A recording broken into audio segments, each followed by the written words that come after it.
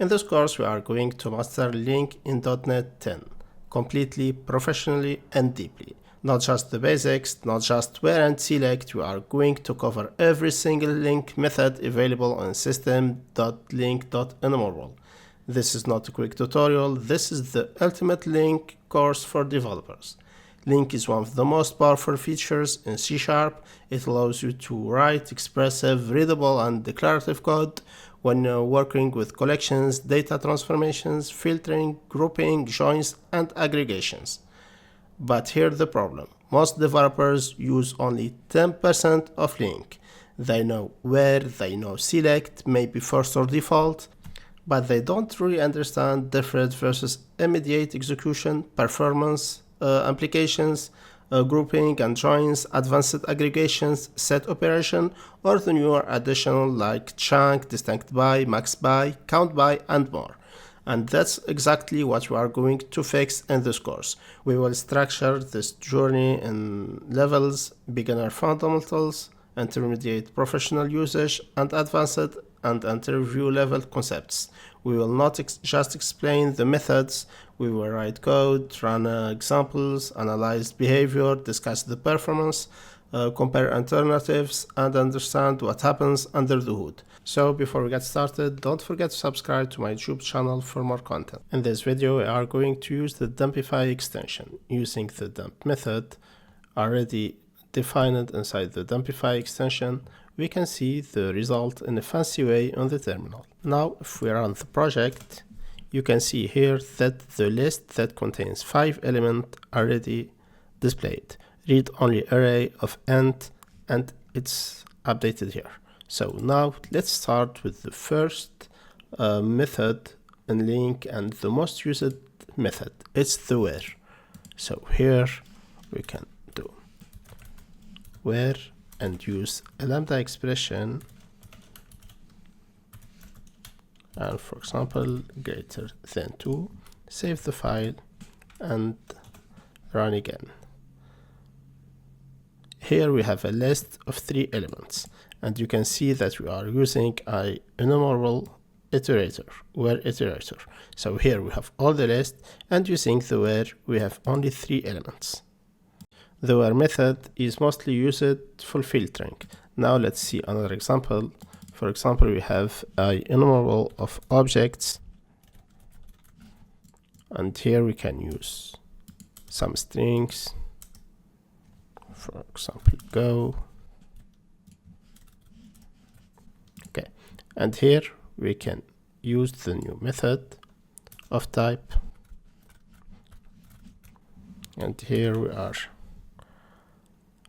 showing of type int, and we are doing the same thing for the type for the string. We save the file and .NET run. And here we can see that we have 2 lists. The first one contains 1, 3, 4, and 5. And the second one contains only the string elements. Now let's talk about the second type of methods used in LINQ for projection. We start with select. Let's set up an example. And here we can make a dump with original numbers, and we can use a var for squared numbers. So collection dot select, and we can use a lambda expression, and here we can make squared numbers dot dump, and we can say squared numbers. Now let's save and let's run. So here we have the original numbers. It's the same list we already defined inside the collection enumerable. But For the second part, we have the squared numbers, so we are going to make 1 multiplied by 1, 2 multiplied by 2, and here we have the result. So select is mainly used for projection. You need to keep in mind that when we use select, we don't make modification for the original collection. We just make projection, we get small amount of data. That's all. Now I'm going to use a list of users. So the user is a class already created that contains 3 properties: the ID, the name, and the age. And inside our program, I'm just creating a new list of users. So here we can display the users. So users using the dump method, and we can add the message original users. Let's save and run. So this is the list of users we have. We have Alice and Bob and Charlie. And here we are going to use the select to select some users. So for example, names equal users dot, and we need to type select, and using a lambda expression and access to the name of all users, we have done the rest. And here we can use the names, the dump, use a new message, only names. Let's save and run.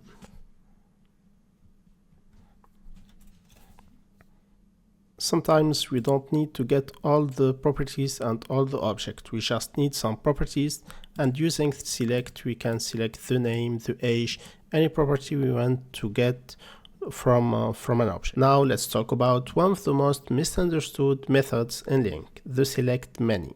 So I have already prepared an employee class that contains each employee, has a name and a salary, and I have already prepared a department class, and every department has a name and a list of employees.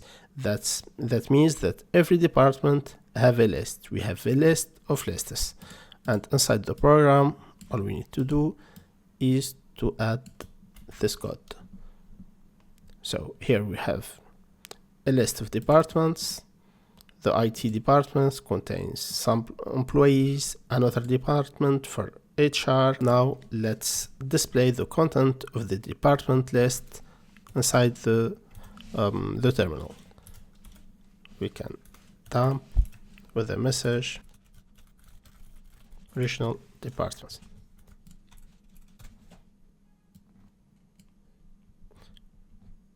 So original departments contain a list of departments, the IT department and HR department, and each department has its own list of employees. Here we have the name Alice, Bob, and for the second one we have Charlie and David, and we have the salary of each one on the list.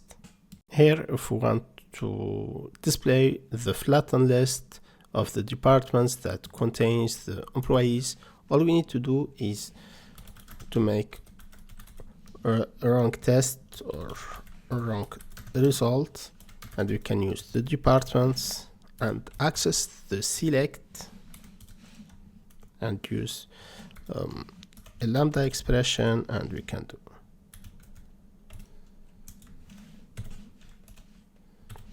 this is technically good. There is no problem on the compiler, there is no problem in .NET, but it's not going to display a good result. So we can test this with the rank result.dump. We can say using select. Just for information, this is wrong.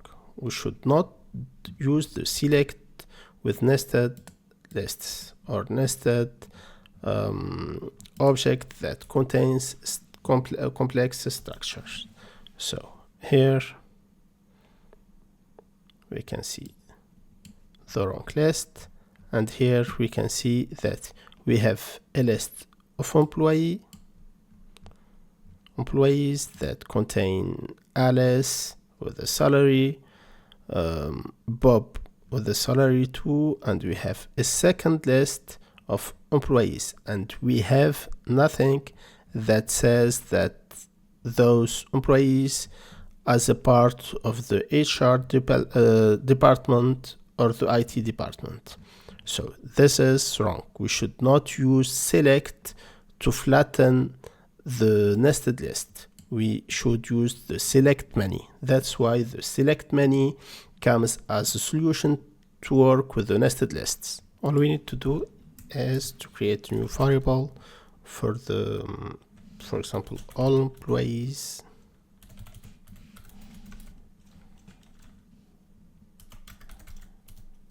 We get the departments and we get the select many, and we can use a lambda expression for the D.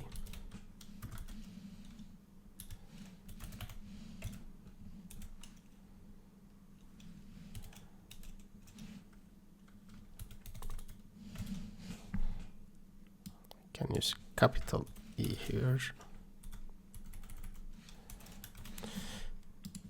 All employees, we make the dump.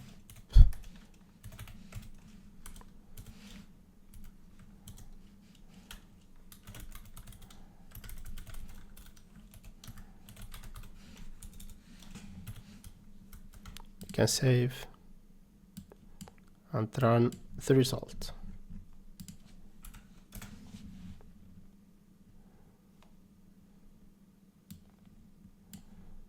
So now this is the result. So we can see that we have a list of employees with no department. But here, using the select, we have a problem because the result is not flattened. We always have a list that contains a list of employees. So we have a first list, we have a second list. But using many, we have only one list that contains 4 employees. That's the difference between them. So if you want to use to get a flattened list, using select many is the best solution for you using LINQ. Now we have a list of numbers from 1 to 10, and I don't want to filter them, I don't want to transfer them, I just want to know if there is any even number on the list. So we can use the any, so we can go with numbers dot any, and we can use a lambda expression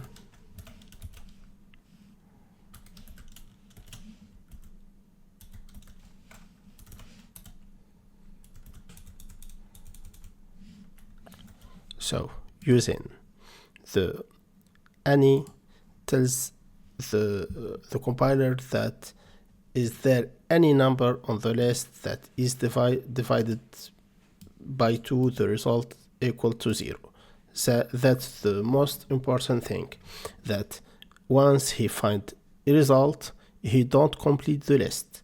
He just stops here or here. That's the most important thing you need to know once you work with any.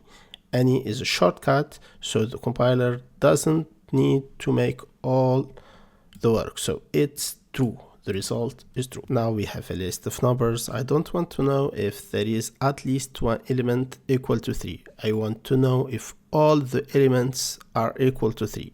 For each number, I will check if the element is equal to 3. If 1 is not equal, so the result becomes false immediately. All also shortcut, it's used to stop the loop. So all we need, all equal to 3. We save the file and we test, and the result is going to be false. The first one is 1, so he exits the loop. Now we have a list of numbers. I don't want to filter, I don't want to project, I just want to know does any element of the list is equal to 30. So the syntax is very simple. we can use the method contains, and we can add 30. We can test. The result is going to be true. So contains check the equality. It compares each element within 30. If it finds a match, true. If not, false. So it's very important to keep in mind that contains is also a shortcut for the compiler. Now we have a list of numbers and we want to know the count. So using the count method, which will returns a number, an int.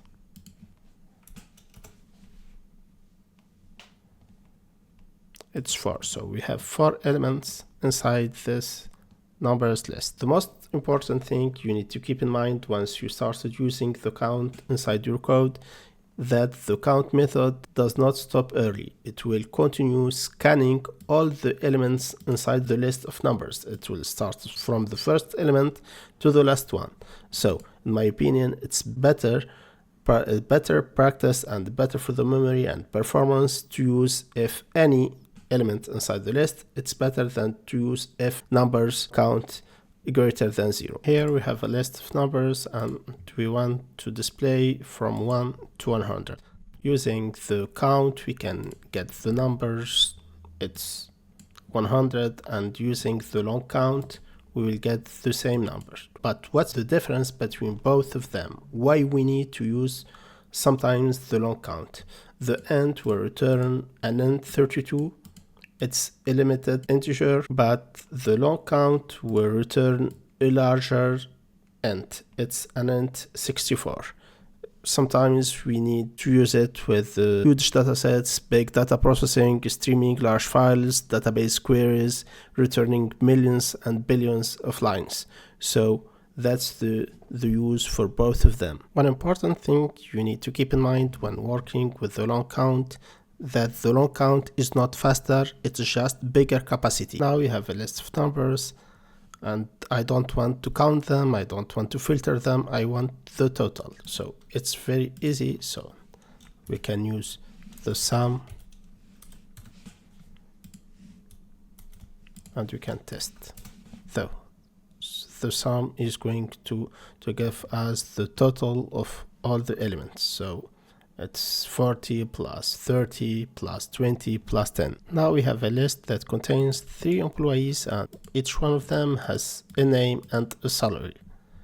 And here we want, for example, to calculate the total salary of all the employees on the list.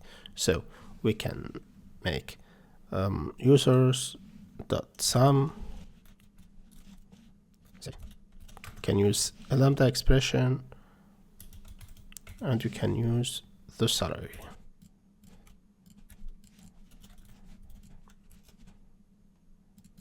Using the sum method, we are not summing users, we are summing a property of users. That's why we used a lambda expression to get all the salary of the users. And one important thing to keep in mind, that sum of empty collection is 0. So if the Alice or Bob or Charlie has a 0 salary or an empty salary, so the result will be 0. So the sum of empty collections is 0, unlike first, which going to throw an exception. Here we have a list of numbers and I want the smallest value and I want the largest value of the list.